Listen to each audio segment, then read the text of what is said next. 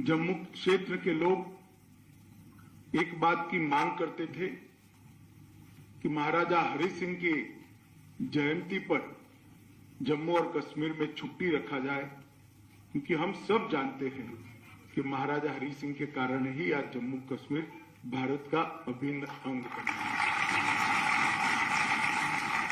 मैं श्री मनोज सिन्हा जी को बधाई देना चाहता हूं कि इन्होंने इस शुभ कार्य की शुरुआत अभी ही 23 सितंबर से शुरू किया है, तो एक बहुत बड़ा काम उन्होंने किया है। मित्रों, आज मैं जब यहां आया हूं तब मेरी पार्टी के अध्यक्ष, पहले अध्यक्ष डॉक्टर श्यामा प्रसाद मुखर्जी और श्रीमान प्रेमनाथ डोगरा को पूरा देश भूल नहीं सकता, क्योंकि ये दो व्यक्ति न होते तो जम्मू कश्मीर के साथ भारत का जुड़ाव कभी परमानेंट नहीं हो सकता। इसी जम्मू कश्मीर में धारा 370 को समाप्त करने के लिए सबसे पहला बलिदान देने का काम डॉक्टर श्यामा प्रसाद मुखर्जी ने किया और प्रेमनाथ जी की अगुवाई में यहां पर एक आंदोलन चला, जिसने कुछ और सोचकर बैठी हुई सरकार को झंझोड़ कर रख दिया कि उनकी हिम्मत न चली जो मन में थे वो करने की। और आज ईश्वर कृपा देखिए, मोदी जी ने 370 और 35 को समाप्त कर हमेशा के लिए जम्मू कश्मीर को भारत के साथ जोड़ने का काम किया है। ये दोनों महान विभूतियों ने जिस आंदोलन का नेतृत्व किया था, वो आंदोलन को लॉजिकल एंड तक ले जाने का काम देश के सम्माननीय प्रधानमंत्री, हम सब के नेता आदरणीय नरेंद्र भाई ने किया है। ये तो जम्मू कश्मीर हमेशा विकास से महरूम रहा। मैं तो थोड़ा स्पष्ट बोलने का आदी हूं, पत्रकार टिप्पणी भी करते हैं कि मैं सरकारी कार्यक्रम में राजनीतिक बात करता हूं, मगर मैं राजनीतिक बात नहीं करता। मैं जम्मू कश्मीर की बात करता हूं कि 3 परिवारों के शासन ने जम्मू कश्मीर को देश के बाकी के राज्यों से हजारों किलोमीटर पीछे विकास के मामले में छोड़ दिया था। और ये जो हजारों किलोमीटर पीछे छूटा हुआ जम्मू कश्मीर था, उसको 2014 के बाद नरेंद्र मोदी जी ने आज लगभग सबके बराबर लाने का काम किया है। ये मैं मानता हूं जम्मू कश्मीर के लिए बहुत बड़ी उपलब्धि। 42,000 लोग जम्मू कश्मीर में आतंकवाद की भेंट चढ़ गए और दिल्ली में किसी के माथे पर जू नहीं गए। मामला यहां तक पहुंच गया कि 2-5 लोग गोली से मर जाते थे, अखबार न्यूज नहीं छापता, क्योंकि उनको लगा है तो होना ही है जम्मू कश्मीर। आज मैं बहुत संतोष के साथ कह सकता हूं, मोदी जी के नेतृत्व में आज सुरक्षा बलों का संपूर्ण प्रभुत्व आतंकवाद पर आज दिखाई पड़ता है और जम्मू कश्मीर को सुरक्षित करना बहुत बड़ी उपलब्धि। जिस राज्य में शांति नहीं होती, जिस राज्य में सलामती नहीं होती, वहां कौन इन्वेस्टमेंट करेगा? वहां कैसे उद्योग लगेंगे? वहां कैसे टूरिस्ट आएंगे? वहां स्कूलें कैसे चलेंगी?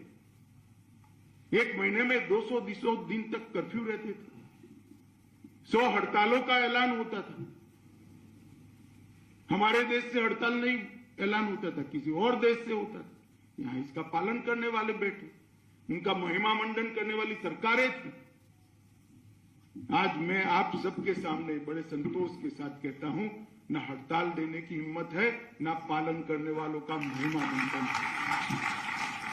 ये परिस्थिति में जो बदलाव है, वो बदलाव नरेंद्र मोदी का मक्कम और मजबूत नेतृत्व के कारण हुआ है मित्रों, और उसी के कारण जम्मू कश्मीर के विकास की एक नींव डालने का काम यहां पर हुआ है। आज के कार्यक्रम का ही उदाहरण लीजिए, 263 परियोजनाएं और करीब 2000 करोड़ की परियोजना। कल मैं कश्मीर जाऊंगा, घाटी में जाऊंगा, वहां पर भी करीब करीब इतने रुपयों की परियोजना का या तो लोकार्पण है या भूमि पूजन है। पहले जमाने में 1 साल का बजट नहीं होता था, यहां हर महीने का कार्यक्रम इतने हजारों करोड़ का होगा।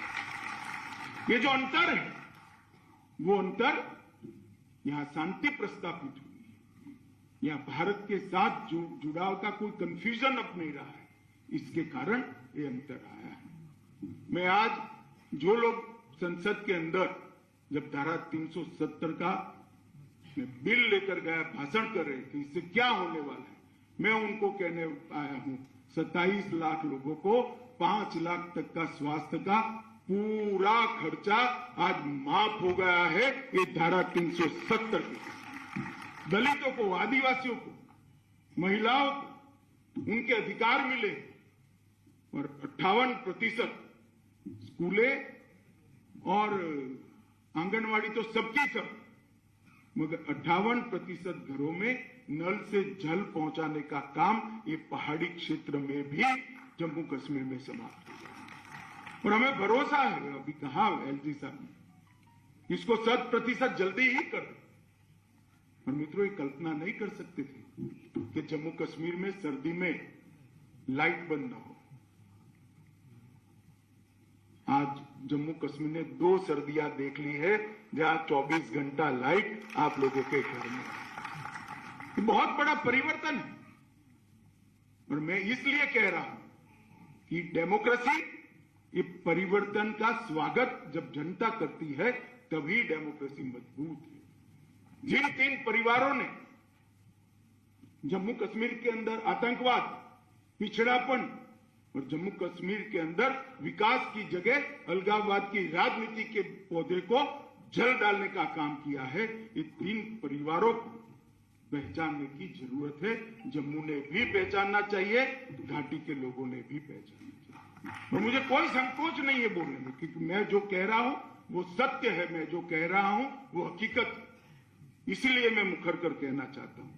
मित्रों, शहरी विकास विभाग की लगभग 14 परियोजनाएं 33 करोड़ रुपए की, ढेर सारा लगभग 402 करोड़ रुपए का 48 सड़कों का निर्माण हुआ है। 168 करोड़ की लागत से जल जीवन मिशन, जो मैंने कहा हर घर को जल पहुंचाना, 41 योजनाएं शुरू हुई है। 1112 करोड़ से जम्मू के हर गांव को रोड से जोड़ने का कार्यक्रम शुरू हुआ है।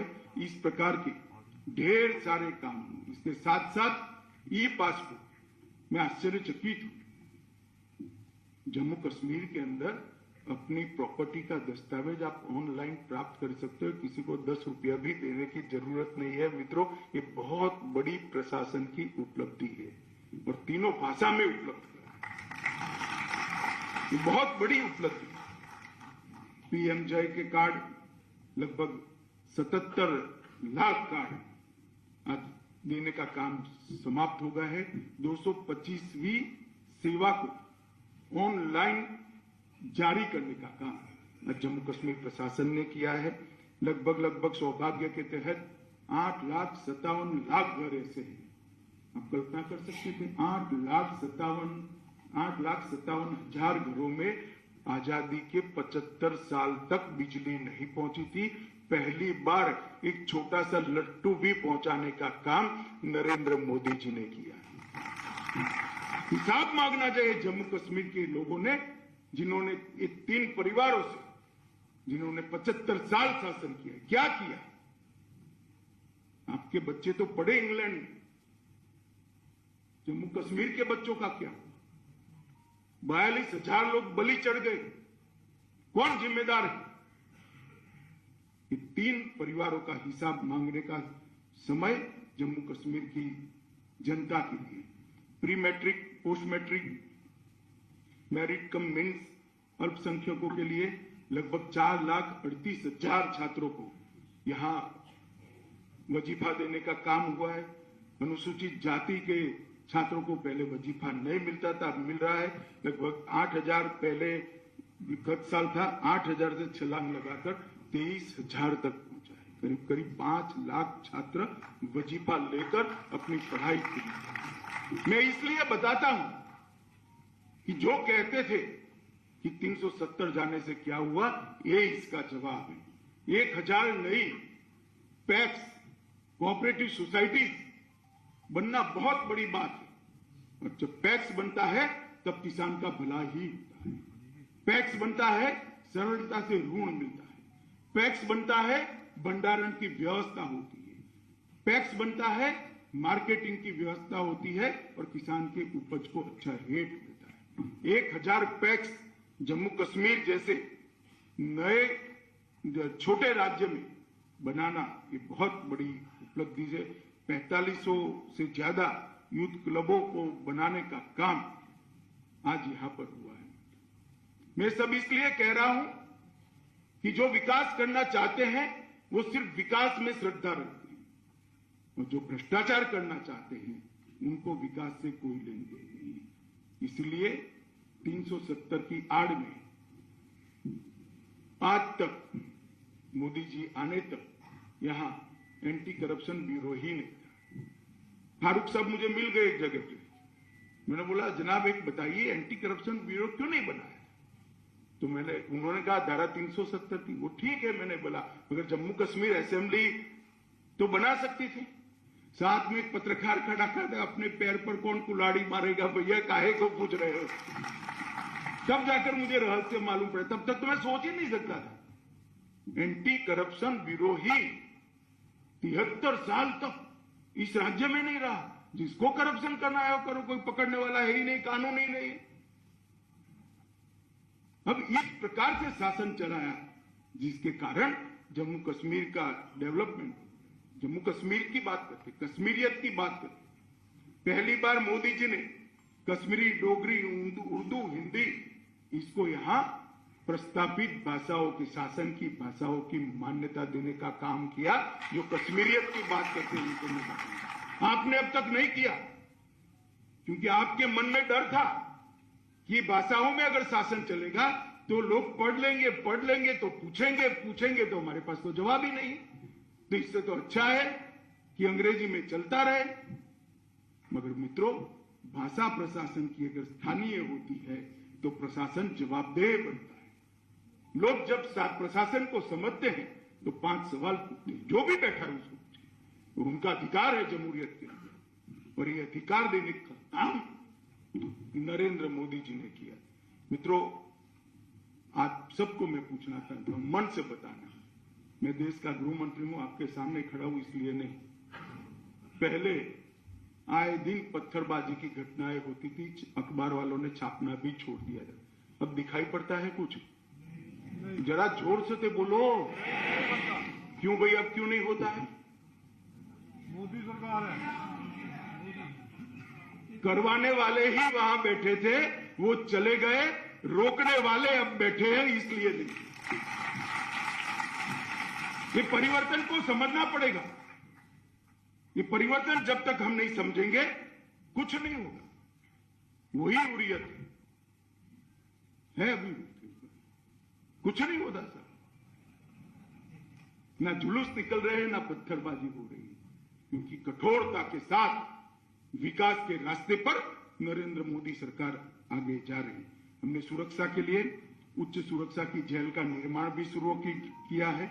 आतंकवाद के महिमा मंडन करने वाली पूरी चेन को कठोरता के साथ सब समाप्त करने का काम किया है, और आतंकवाद के पर 0 टॉलरेंस की हमने नीति चुन कर आतंकवाद के समर्थक जो प्रशासन में बैठे थे उनको भी आइडेंटिफाई कर निकालने का काम किया। आज हमारी पुलिस को किसी को पूछना नहीं है कि दहशतगर्द है तो क्या करें। पुलिस को सब प्रकार की छूट है। सरेंडर होता है, माइक में बोलते हैं, सरेंडर होता है तो पकड़कर जेल में डालते हैं, गोली चलाते तो पुलिस भी गोली चलाती है। किसी को पूछने नहीं जाना है। और क्यों पूछना चाहिए? दहशतगर्द के लिए जवाब जैसा उसका सवाल है ऐसा ही होना चाहिए। और जम्मू कश्मीर प्रशासन ने एक भी एनकाउंटर ऐसा नहीं है जहां पर पहले उनको सरेंडर करने का मौका नहीं, माइक पर बोलकर उनको सरेंडर करने का मौका देते हैं। मगर जब सामने से गोली आती है तो प्रशासन क्या कर सकता है, पुलिस क्या कर सकती है, सुरक्षा बल क्या कर सकते हैं? कुछ नहीं कर सकते, गोली ही चलानी पड़ती है। और जो सरेंडर होते हैं वो आज भी कानून की परिधि में अपना केस लड़ रहे हैं, प्रशासन भी लड़ रहा है। मित्रों, आतंकवादी घटनाओं लगभग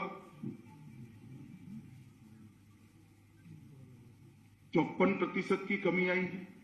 सुरक्षा बलों की मृत्यु में 84% की कमी आई है और रिक्रूटमेंट के अंदर लगभग 22% की कमी आई है।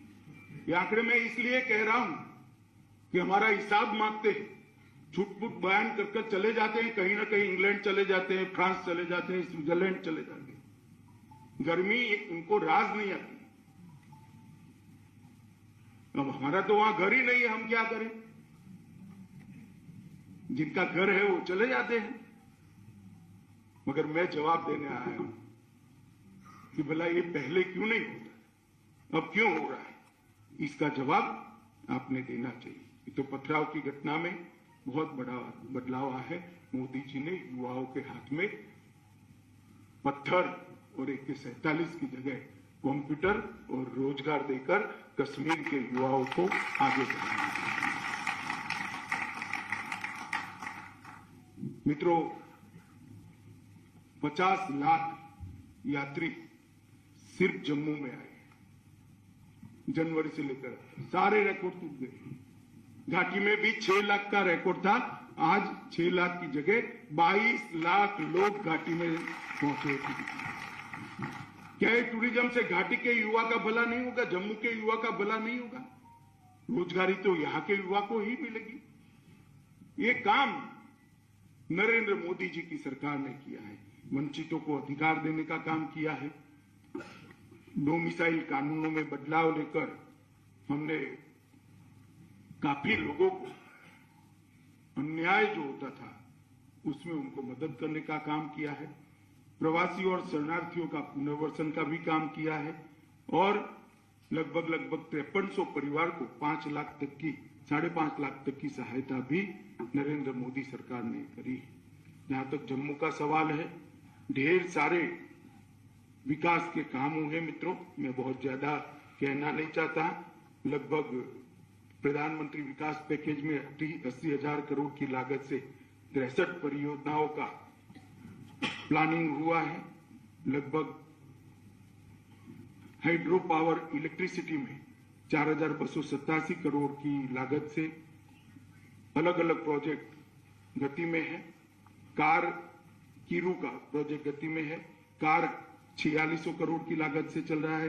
शाहपुर कुंडली 2793 करोड़ की लागत से होगा और 11,908 करोड़ का पूछ बिजली का योजना भी अब हम शुरू करने जा रहे हैं। मित्रों, इतना सारा विकास का काम पहले किसी ने नहीं किया जो नरेंद्र मोदी जी ने किया है। और औद्योगिक विकास के लिए मैं कहना चाहता हूं कि 2020 के पहले 47 से 2020 तक 15,000 करोड़ का इन्वेस्टमेंट आया था। अब तक मैं आज 2020 से 22 तक की बात करता हूं, 2 साल में 56,000 करोड़ रुपए का इन्वेस्टमेंट। आज ही मेरे हाथ से कोई कारखाने का उद्घाटन कराया। 56,000 करोड़ का इन्वेस्टमेंट जम्मू कश्मीर में आना और उसके लिए जम्मू कश्मीर के बच्चों को रोजगारी के लिए तैयार करना। IIM भी आया है, IIT भी आया है, एम्स भी आया है, ढेर सारे नीट भी आया है और जम्मू और कश्मीर दोनों जगह गए। ढेर सारे युवाओं को हायर एजुकेशन का इंफ्रास्ट्रक्चर पूरा करने का काम नरेंद्र मोदी जी ने भी किया है। मैं इसलिए ये बात आपको कहना चाहता हूं कि हम सिर्फ वादे करने वाले लोग नहीं हैं। हम करप्शन को समाप्त करना चाहते हैं, हम टेररिज्म को समाप्त करना चाहते हैं, साथ ही साथ विकास कर जम्मू कश्मीर को पूरे देश में विकास की दौड़ पर नंबर 1 का राज्य भी बना। और यह हमारा कमिटमेंट, उस दिशा में नरेंद्र मोदी सरकार जा रही है। मित्रों, ढेर सारा काम है, मैं ज्यादा बोलना नहीं चाहता, मगर मेरा आप सबसे एक निवेदन है कि सरकार ने जो कुछ किया है उसको खुली आंख से जरा देखिएगा,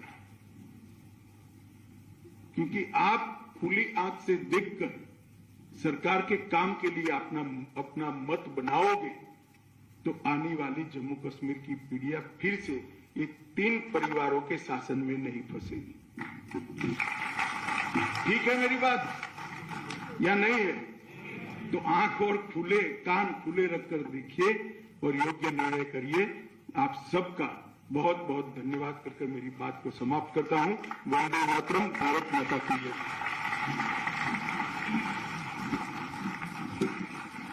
धन्यवाद मान्यवर।